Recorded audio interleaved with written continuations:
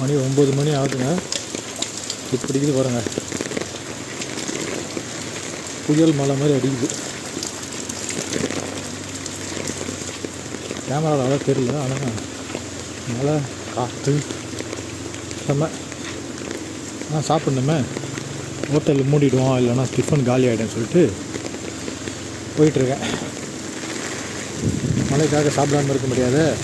கொடை வேறு ஒன்று ஷேக் இப்படியும் அப்படியும் போய் நிற்குதுங்க.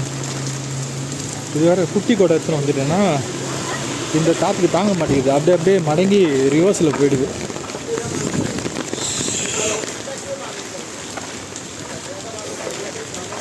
ரோடு ஃபுல்லாக தண்ணி நிற்கிது, எல்லா ரோட்லேயும். சைடில் பிளாட்ஃபார்மில் போகலாம் பார்த்தா இந்த மாதிரி ஷெட்டை போட்டு மூடி வச்சுருக்காங்க, கன்ஸ்ட்ரக்ஷன் பண்ணுவாங்க.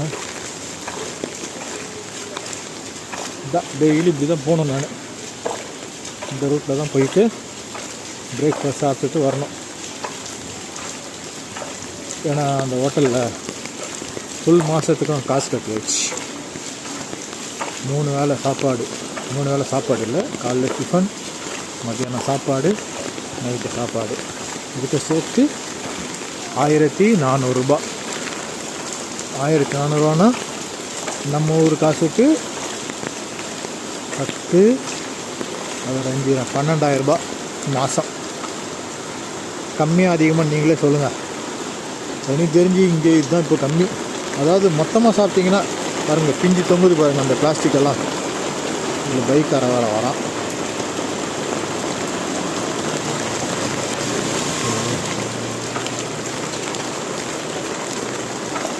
அதே நீங்கள் தனியாக சாப்பிட்டிங்கன்னா ஒரு நாளைக்கு காசு கொடுத்து டெய்லி காலையில் 20 ரூபா, மதியானம் 25 ரூபா, நைட்டு 25 ரூபா, அப்போது 70 ரூபா மாதம் ஒரு நாளைக்கு.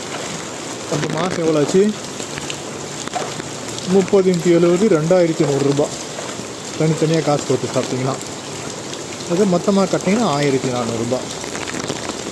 அப்படி நம்ம லாபம் தானே. அதனால் காசை கட்டிட்டேன். ஆனால் வேறு வழி, ஒரே ஹோட்டலில் சாப்பிட்றது கொஞ்சம் போர் அடிக்குது.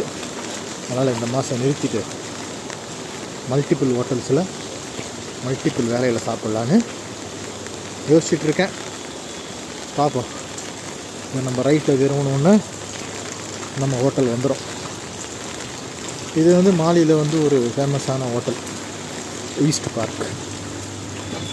இந்த ஹோட்டல் பேர், ஏன்னா இது ஈஸ்ட் சைடு இருக்கிறதுனால மாலியில் ஈஸ்ட் பார்க். காலையில் பாருங்கள், பனானா கடை ஓப்பன் பண்ணி வச்சுருக்காரு.